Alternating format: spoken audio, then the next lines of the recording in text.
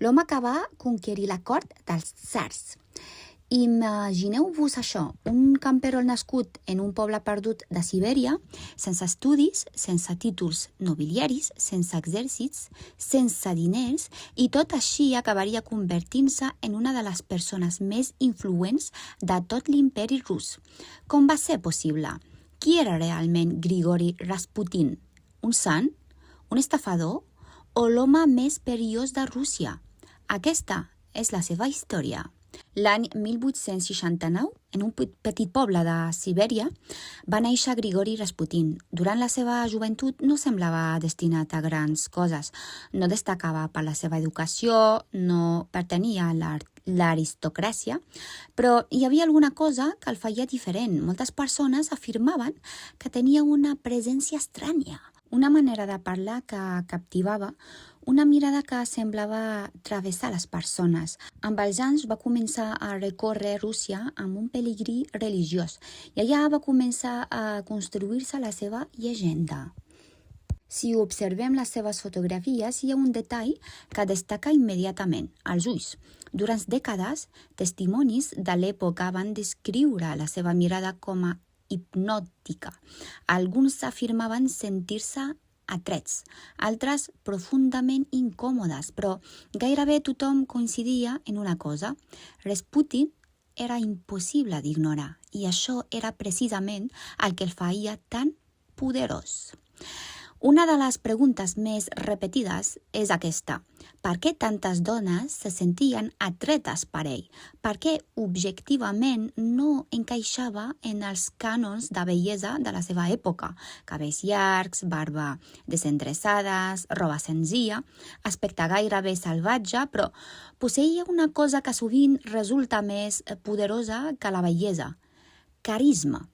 Sabia escoltar, sabia parlar, sabia fer sentir importants les persones que tenia al davant i això va provocar que al seu voltant neixessin tota mena de rumors. Mentrestant, la família imperial russa vivia un drama. L'hereu del tron patia una malaltia greu. Els metges tenien dificultats per ajudar-lo i en aquell moment va aparèixer Rasputin.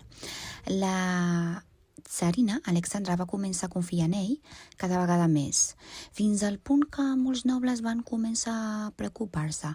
Com podia un camperol tenir tanta influència sobre els governants de Rússia? Com més poder tenia Rasputin, més enemics acumulava.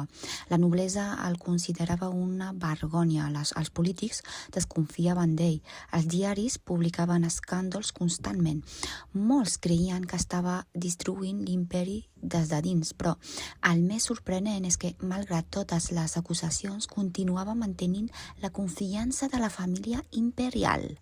Finalment, diversos aristòcrates van decidir eliminar-lo. Al desembre de 1916 el van citar en un palau. Aquella nit canviaria la història. La versió popular explica que van intentar enverinar-lo, que el verí no va funcionar, que li van disparar i que encara continuava viu. La realitat probablement és menys espectacular, però la llegenda era massa poderosa per desaparèixer. Pocs mesos després de la seva mort, l'imperi rus es va enfonsar. Els tsars van perdre el poder i Rasputin es va convertir en una figura immortal.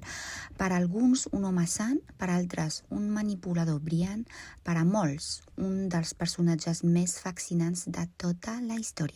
I encara avui, més de 100 anys després, el seu nom continua despertant la mateixa pregunta: qui era realment Rasputin? Quina és la teva teoria? Era un visionari comprès o un mestre de la manipulació?